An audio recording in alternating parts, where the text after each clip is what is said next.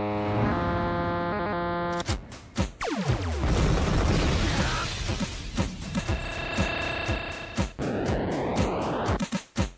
strike. Finish him.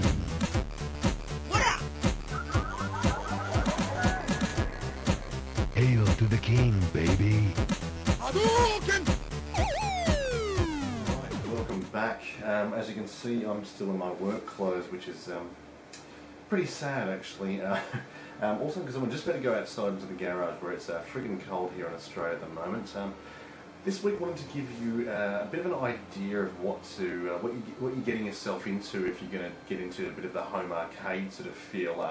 I recently picked up a couple of MVS carts and it's reignited the fire to actually pull out the old single slot and test it out. So if you guys are looking for a way of, even with the Neo Geo MVS 1 slot, what I'll show you a bit later on is I've got a couple of different boards and things like that. You can even plug it into an old PC monitor. What it does require though is a fair bit of searching, a bit of mucking around with some cables, and untangling a lot of wires with the Jamma harness. But what we'll do is we'll go outside in the freezing cold. I'll pour myself a scotch to warm the soul, so to speak, and perhaps numb the brain after a hard day at work. And we'll check out how to arcade yourself. Basically, what I'm going to show you is basically everything pulled out in all its wiry form. What you can do after that is put all that wiry form into a big cab, whether you buy an empty cab from somewhere or if you build one from scratch like I have, refer to some of my earlier videos and you'll be able to see that. You can definitely do that as well if cost is an issue for you. Here's a bit of a way you guys can do make it at your own home arcade, if you will. As we were talking about on the podcast, I was alluding to this video on there. I built my own arcade cab. Subscribers from way back will remember my first couple of videos which were entailing that. Now, on the last podcast I was talking about the Neo Geo MVS system. Now, they came in a 1 slot, which is this one here. They also came in a 4 slot and a 6 slot. The SNK emblem there on the front.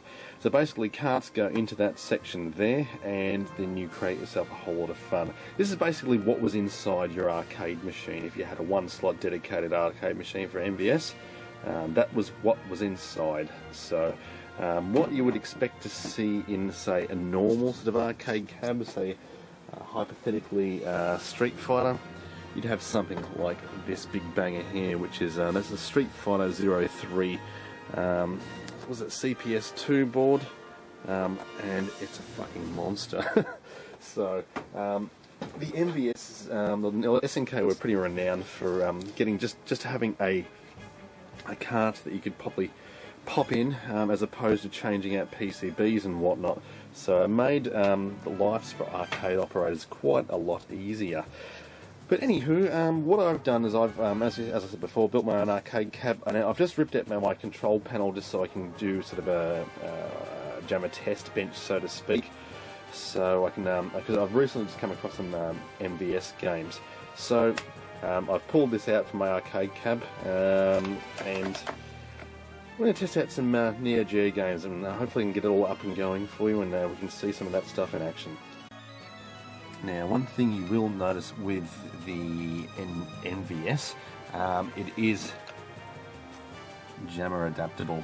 So basically, when someone talks about is it Jamma or not, and you're going, what the hell are they talking about? It's basically this pin out through here. Each one of these pins has a specific meaning, and it goes off into its little mazes to control certain things, whether it's graphics, sound, what have you. Basically, if it's a Jamma adaptable PCB, it's obviously a good thing for you. There was some of the earlier Sega ones and some of the really older PCBs which had their own sort of fingerboards and whatnot, but that's basically Jamma standard. Now, a Jamma harness itself looks like this massive heap of wires. Yeah, 28 pin Jamma harness there. Basically what this does, it plugs straight into your board and all the control wires go all the way, big maze of junk through here, basically onto the back of the control unit, which looks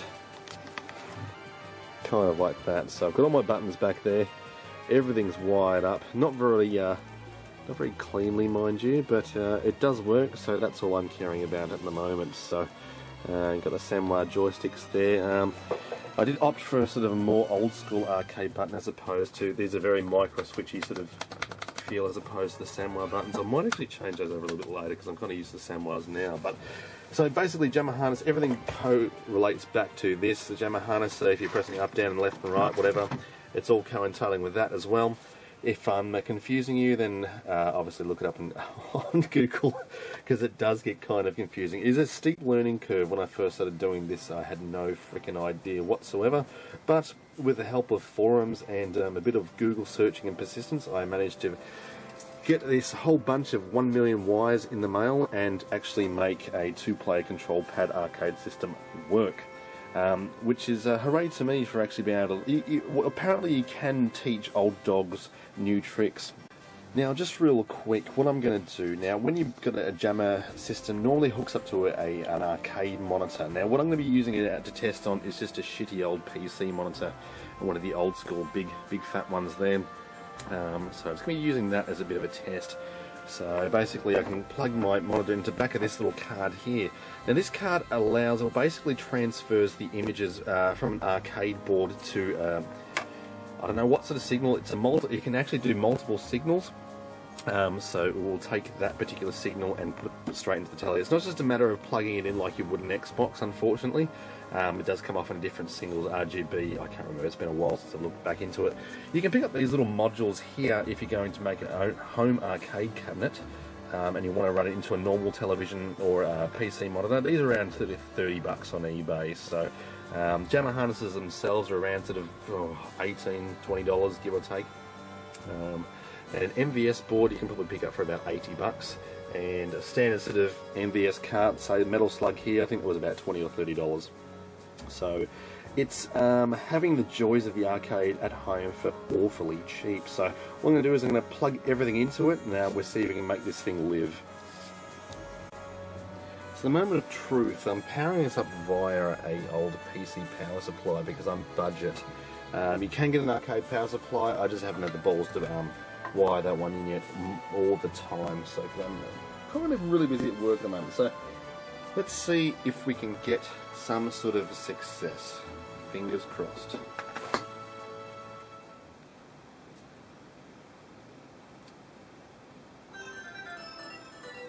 Oh yeah.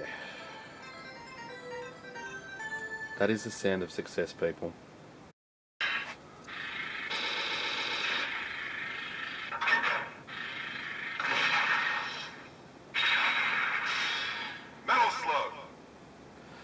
Well, I'm freaking excited. That's awesome.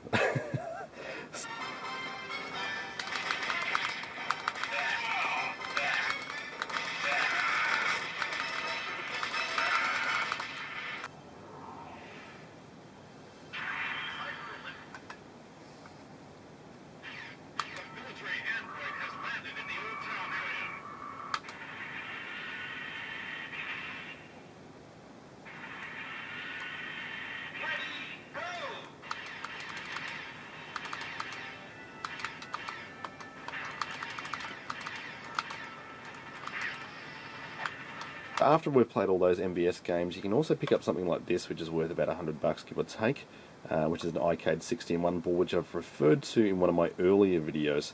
It's basically a little PCB full of 60 emulated classic games, yeah, well, it's not bad. It's they're emulated quite well, so we'll check that out and then we'll finish off.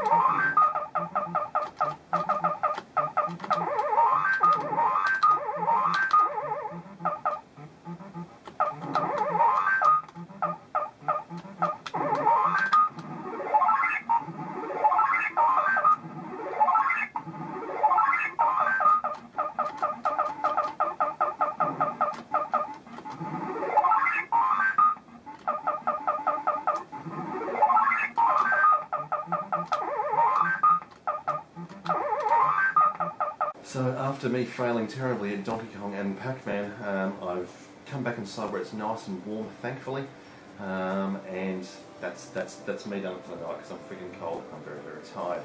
So I hope you enjoyed. I hope it's giving you a bit of an insight into what you can actually create with a Jamma harness and a few bits and pieces and a bit of determination. So I hope you enjoyed it, and I'll be back very, very, very, very soon.